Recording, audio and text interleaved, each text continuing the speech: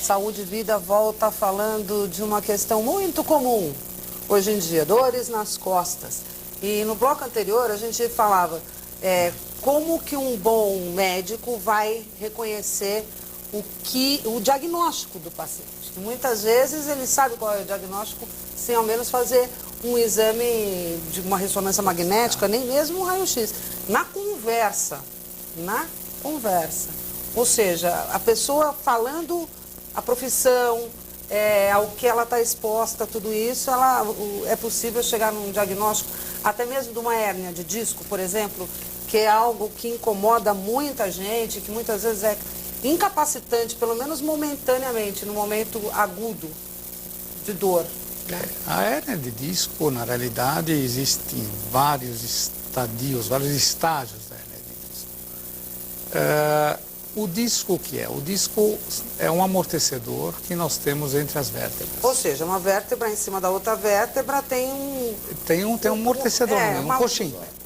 E esse amortecedor, da mesma forma que o amortecedor do automóvel, ele tem uma carcaça, que nós chamamos de anel fibroso, e dentro tem uma substância gelatinosa que equivaleria ao fluido do amortecedor. Certo.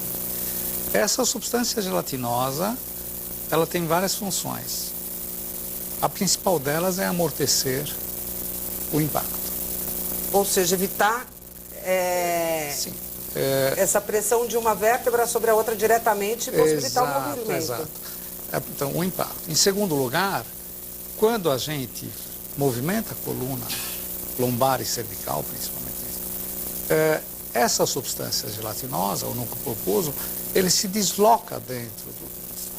Para poder, para a vértebra ter movimento. Então ele torna as pressões, as sobrecargas, vamos dizer assim, proporcionais ao movimento. Por uma série de fatores, idade, profissão, indivíduos que fazem esforço, obesidade, e voltamos ao velho sedentarismo também, esse núcleo pulposo, que é uma gelatina, começa a se desidratar, perde água. E, obviamente, quanto mais ele endurece, menor a capacidade que ele tem de absorver os impactos e se deslocar dentro do anel fibroso. E ele acaba se fragmentando. Ele quebra mesmo? Ele quebra, se fragmenta. Porque ele era para ser gelatinoso e vai É uma gelatina em condições normais. Entendi. Então ele resseca, ele se desidrata e fragmenta. No instante que esses fragmentos dentro do anel fibroso saem desse arranjo, aumenta a pressão dentro do disco e força o anel fibroso. É aquela famosa crise de trombosia aguda.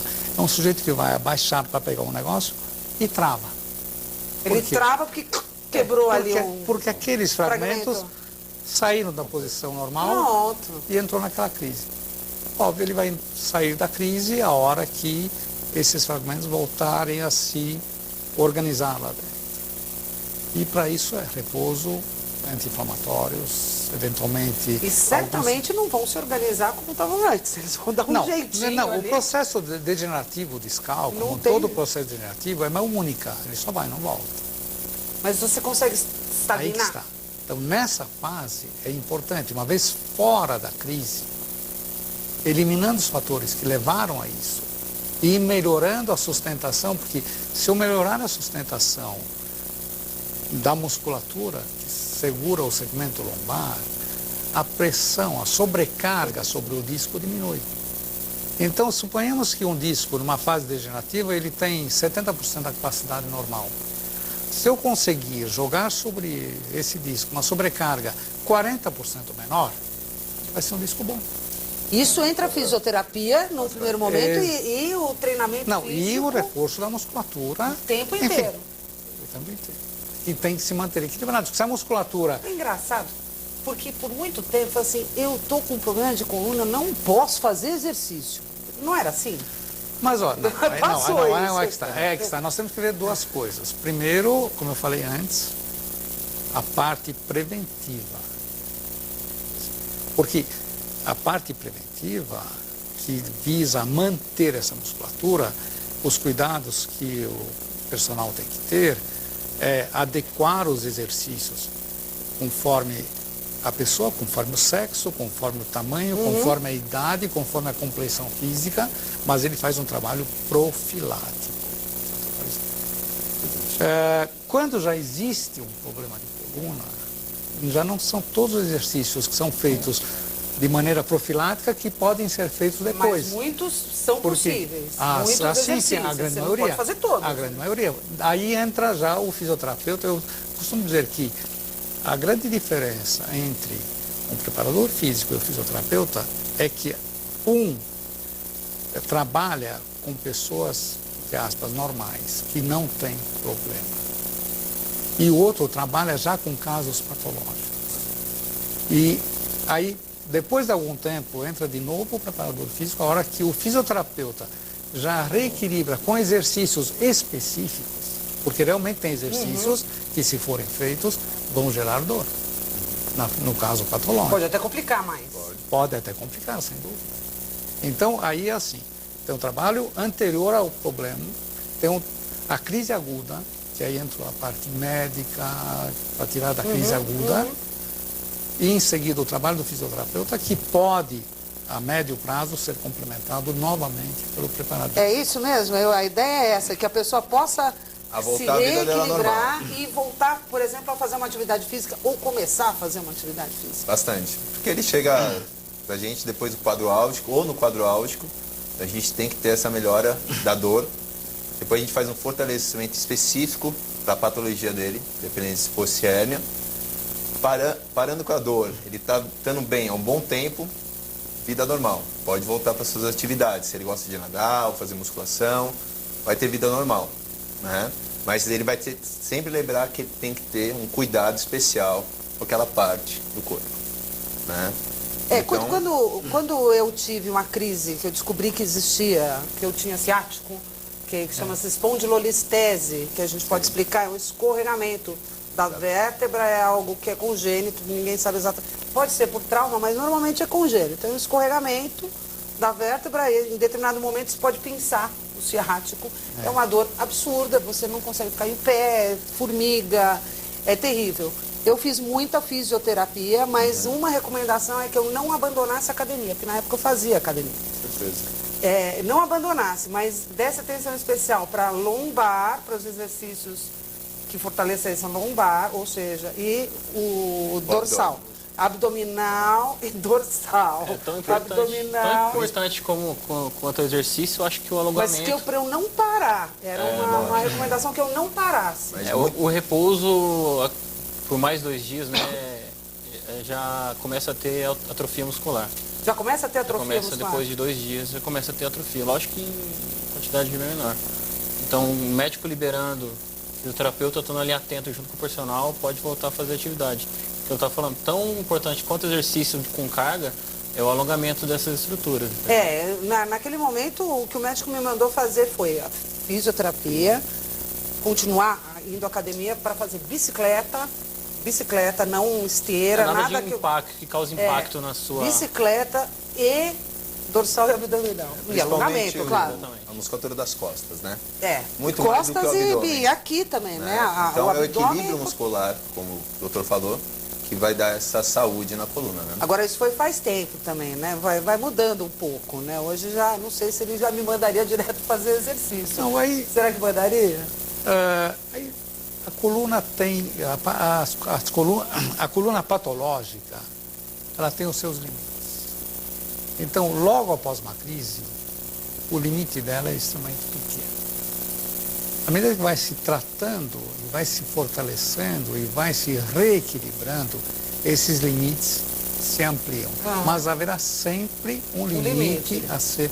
E esse limite, ele é individual, depende da patologia e depende da pessoa. Por exemplo... Duas pessoas com espondilolistese não têm nunca a mesma evolução e os mesmos limites. Com certeza, não é diferente o escorregamento no quantidade. De pessoa para pessoa. E de como aquilo vai se adaptar, porque são os discos e as outras vértebras que vão se ajeitar. Cada pessoa responde de uma forma. E na realidade, cada pessoa tem que encontrar o seu limite. Então, consegue levar uma vida normal. Só que tem pessoas que levam a vida normal e conseguem levantar até 10 quilos sem ter nada, e tem pessoas que não conseguem levantar mais do que 3, que desencadeia a dor. Então é importante o trabalho também de conscientização. Saber que certos movimentos, certas cargas, certas posturas não podem ser feitas. Então, e a melhor pessoa, desculpe, que se dá conta disso é o próprio paciente. Quer dizer, o paciente ele tem que olhar para dentro dele, exato, olhar para ele vai se dar conta e sentir, né, o que está acontecendo com ele. O grande problema que acontece geralmente quando chegam os jovens na academia, vem os outros alunos, amigos, às vezes pegando uma carga excessiva, até que já tem um tempo de treinamento, mas vem ver aquilo lá e quer fazer praticamente a mesma coisa, mesmo a gente estando em cima. Então é isso que... Isso também pode levar a lesão problema, na coluna, não pode? Toda sobrecarga, Excesso de exercício, toda sobrecarga. Toda sobrecarga, mas daí que não se deve fazer sozinho. Tem que ter sempre uma orientação, ou específica, ou geral, mas tem que ter uma orientação. Deputado, de que maneira é possível se pensar em políticas públicas, principalmente na questão da prevenção? A gente sabe que se a pessoa tiver alguma atividade física ou tiver pelo menos a consciência disso, como fazer isso? Com palestras nas escolas, como fazer isso?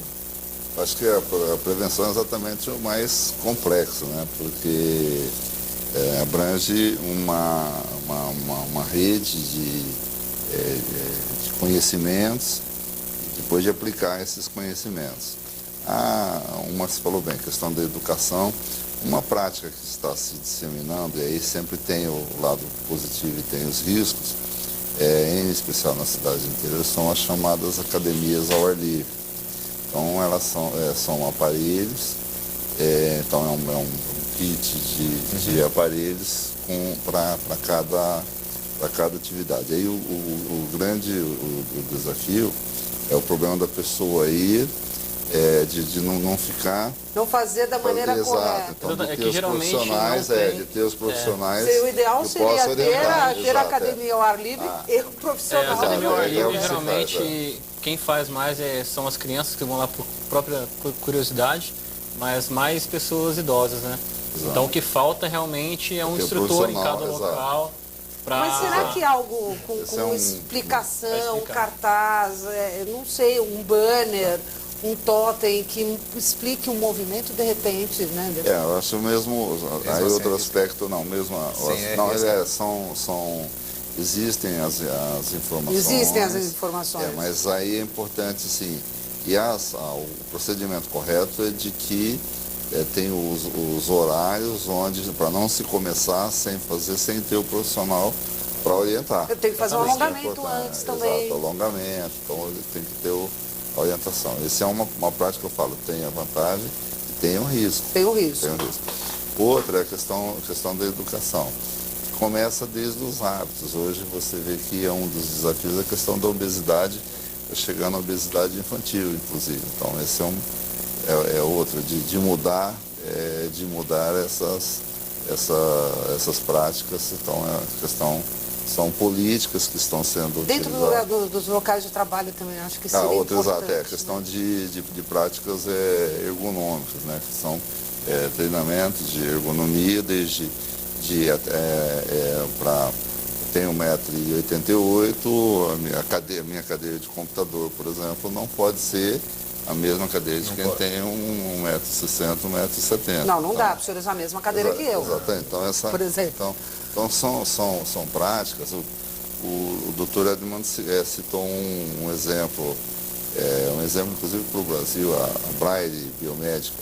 Então é uma empresa que produz mais de 300 equipamentos da área, equipamentos médicos para a área de cardiologia, e de tempo em tempo, a cada 2 horas, se interrompe as atividades e se faz alongamento, então são as empresas também têm.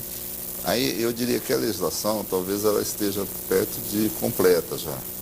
O detalhe é fiscalizar, ver incentivar, como é que isso funciona, efetivamente. Incentivar essas práticas. Bom, daqui a pouco a gente volta com Saúde e Vida, que hoje fala de dores nas costas. Falar um pouquinho das outras patologias, bico de papagaio. O que que é? Não é um bico de papagaio.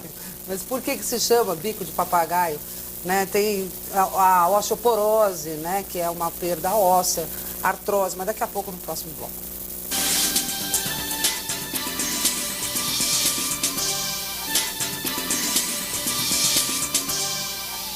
Saúde e Vida volta falando de dores nas costas. A gente falou já de hérnia de disco, das lombalgias por estresse, cansaço, erro de postura. Só voltando à hérnia de disco, salto alto de mulher pode ajudar, contribui numa hérnia aí? Não? O salto alto muda a postura da coluna lombar. Tira a pessoa do eixo. Cria o que a gente chama de hiperlordose. Hiperlordose, que E é... a hiperlordose, que é excesso da curvatura lombar, nós temos uma curvatura lombar chamada lordose, que é normal, mas o salto muda essa lordose, A agrava... lordose é a parte de baixo. É a parte de baixo, a curvatura embaixo. E a cifose é a de cima. É de cima. Mas a lombar aumenta, com o salto aumenta a lordose. Isto aqui altera a relação de forças a nível de discos e a nível das articulações entre as vértebras. E é um fator gerador de dor também. De dor. Também. De dor. E a gente está a hiperlordose, né? E tem hipercifose também? Tem, aí mais na São região... aquelas pessoas que ficam assim. É na região dorsal. Mas aí já A tem... causa é outra? Depende. Nos jovens, existem certas cifoses da juventude que são causadas, em geral, por algumas doenças. Mas a maior parte a gente vê nas pessoas de mais idade... Isso. Que adquirem uma cifose exagerada em função de osteoporose. Da osteoporose. Essa osteoporose acaba achatando as vértebras dorsais e achatando de uma maneira assimétrica, quer dizer, achata mais na parte da frente do corpo vertebral. É como se a cabeça pesasse e a musculatura e o osso não aguentasse. É como... na realidade, se a gente tivesse, voltamos ao velho problema. A musculatura em ordem. Exato, uma musculatura dorsal extensora em ordem não deixaria fazer isso. Mas junto a uma musculatura mais enfraquecida, que às vezes é própria da idade, como a osteoporose, e a pessoa a cada ano vai se curvando cada vez mais. A gente vê aquelas velhinhas japonesas Exato, assim, né? exato. Mas como é que consegue? Frei Damião, né? Frei Damião, bem curvadinho também. Isso é a cifose dorsal, a maior parte delas é o que a gente chama de cifose senil, que é da pessoa idosa, mas a causa em si é osteoporose. E a artrose? O que é artrose? A artrose é processo degenerativo. A artrose, eu costumo dizer que quando se passa dos 40 anos, tem 3 problemas que são inevitáveis. Ah, meu Deus. Ruga no rosto, cabelo branco e artrose na coluna. Puxa vida. A artrose nada mais é do que um desgaste que é normal. Mas dá para Todos controlar, nós assim, temos. o cabelo branco a gente passa uma tinta, a ruga a gente usa uns cremes, botox, tem o botox. O que faz com a artrose? A coluna, exatamente. A artrose, Exercício. todos nós temos. Exercício. Exato. É manter a nossa artrose equilibrada. Porque a artrose, ela só dói a partir do instante em que se inflama. Uma artrose que não se inflama, dá algumas alterações, por exemplo, a nível de coluna cervical, a pessoa nota que fica cada vez mais limitada a rotação do pescoço, fazer a baliza no carro fica mais difícil, mas não dá dor. No instante que dá dor, passa a ter dor. Passa a ter torcicolo, cervicalgia, etc. Então, o importante é não deixar que a artrose, Chegue nesse ponto. que faz parte do envelhecimento do corpo humano, que não se inflame. Ai, mulheres, vocês ouviram? Cabelo branco, ruga e artrose. Mas tem jeito. Tinta, botox, uns cremes bons e exercício, né? Aproveitar o ensejo, a questão da tensão da vida estresse. moderna. O estresse age principalmente sobre a tonicidade da musculatura, principalmente da musculatura da região cervical. Por quê? A gente entra em estresse, há uma contratura dessa musculatura e essa contratura acaba levando a dor. O músculo acaba entrando em tetania, ou não chega nem a entrar em tetania, mas ele entra numa espécie de, entre aspas, cansaço muscular que se traduz por dor. E quando acontece na região cervical, pode acontecer na lombar também, mas na região cervical, é uma região muito rica em terminações nervosas, inclusive que vão para a região occipital da cabeça. Então, um estado de tensão que leva a essa contratura, que inicialmente leva só uma dor na região cervical, se complica com dores irradiadas. Tem muita gente que tem cefaleia puramente tensional derivado da coluna cervical. Ao mesmo tempo pode pressionar a nível de discos intervertebrais cervicais as raízes nervosas que vêm para os braços. Bico de papagaio, rapidinho. Não é um bico de papagaio de verdade. O bico de papagaio, essa terminologia vem porque quando começa a artrose, na radiografia simples, que é simples, tem mais de 150 anos, aparecem imagens entre as vértebras que realmente tem um aspecto de bico. E às vezes tem um bico para baixo da vértebra superior. No começo da artrose? Todas as fases.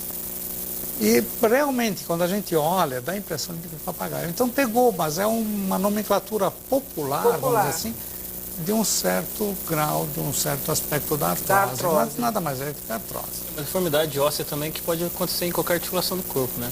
Artrose, sim, lógico. Artrose, não é só da coluna. Artrose é desgaste da articulação. É que a gente está falando de coluna, né? Então, qualquer lugar do nosso corpo onde tem uma articulação, então quadril, joelho, mãos, pés, mas a coluna realmente talvez seja o órgão que primeiro reclama da artrose. Pois é, porque a coluna ela é o eixo, né? Ela que segura tudo, né?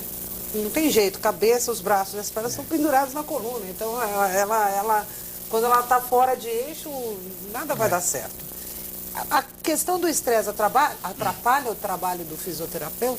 Bastante. A pessoa chegar lá tensa. Então você tem que...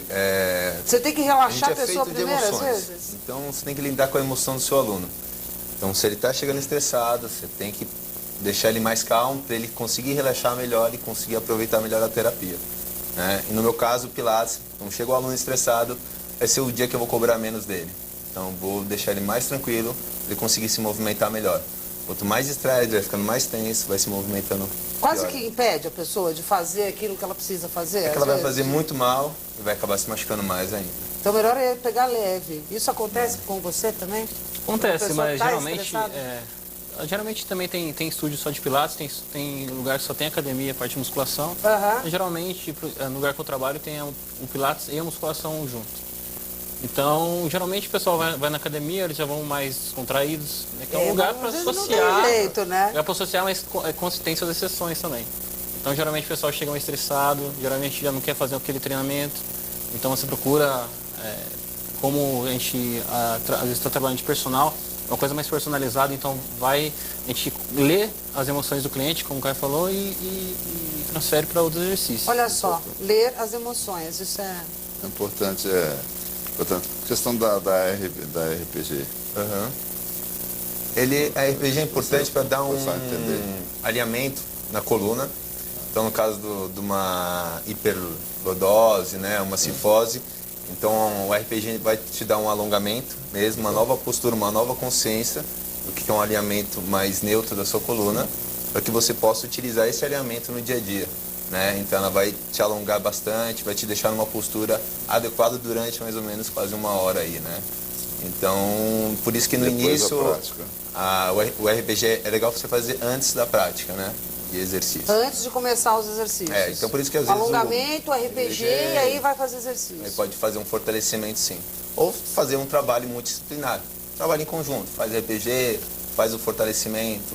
Então a pessoa tem que fazer um trabalho mesmo multidisciplinar para ter uma saúde boa. Bom, o programa está caminhando para o final, deputado. Acredite se quiser. Isso é bom, excelente programa. Né? Então, eu gostaria de pedir para o doutor falar sobre como ensinar as pessoas a olharem para a coluna delas. Isso é uma maneira de se evitar todo esse transtorno que depois vai desaguar no serviço público, vai custar mais caro. Né? Vai custar mais, se não for para o serviço público, claro, para a própria sociedade. Plano de saúde não cobre RPG, cobre fisioterapia, mas não cobre RPG, não cobre personal. Né? Esse custo é a sociedade que vai pagar. Consciência, isso como? A escola da coluna seria o caminho? Exato. Na realidade, existe uma coisa que já está começando no Brasil, é a chamada escola da coluna. que é uma prática usada já há vários anos, principalmente na Bélgica, na Suíça e na França. E essa escola da coluna, ela ensina todos esses critérios de postura, de bons hábitos, de higiene da coluna.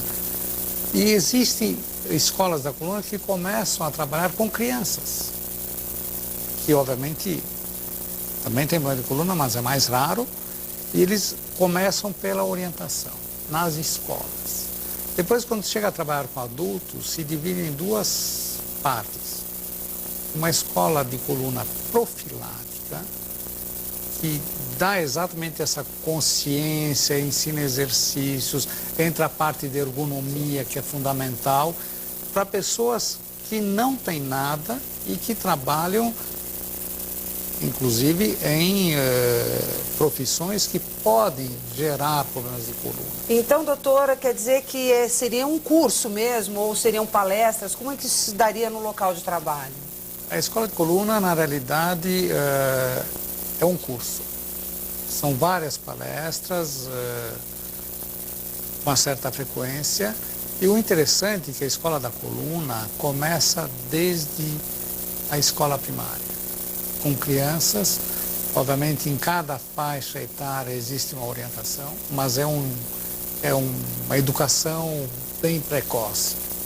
E a nível de adulto, a nível de empresas, existe uma parte que é profilática, que é preventiva, são feitas palestras, exercícios, uma orientação ergonômica que é fundamental, e existe a terapêutica, que já são aquelas pessoas que já têm um problema de coluna, e toda a orientação é feita para que essa orientação é feita para que esse problema não venha a recidivar. E há estudos que comprovam que o investimento em educação, por mais que ele custe para a empresa ou para a escola, enfim, é muito mais barato do que se perde lá na frente em termos de afastamento do trabalho, indenizações, aposentadorias precoces, etc. Pois é. Eu acho que o futuro está por aí. No Brasil, a escola de coluna ainda está engatinhando, mas tem lugares aí fora que já tem 20 anos de experiência. E com bons resultados, sem dúvida é um bom caminho. Pois é, esse é o caminho, a educação, né? Obrigada pela participação. Obrigado a todos por estar aqui nessa discussão. Muito obrigado. Diego, obrigada pela sua participação também. E o caminho o preventivo é importante aí, muito né? importante. Esse exercício, fazer e sob a orientação de bons profissionais, né, deputado?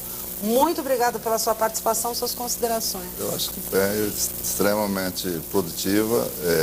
Nós podemos tanto conhecer, integrar e levar à população, e daí surgem também ideias para políticas públicas. Tenho certeza que o deputado Bolsonaro já está pensando em que fazer com a escola de coluna. Estamos no bom caminho. A escola de coluna já ficou, né, deputado? Obrigada a todos que participaram do programa, a você que está em casa, que certamente aprendeu um pouco mais a prestar atenção em você, né? Se você começa a ter dor nas costas, não fica enrolando, procura um médico logo, conversa, vê, porque às vezes é uma coisa simples que se resolve com exercício, aí você já se conscientiza que tem que fazer exercício e pronto, acabou, não vai ter esse problema de novo. Se vai deixando, às vezes a coisa pode complicar. Saúde e Vida de hoje fica por aqui, nós temos um encontro no próximo programa. Até lá.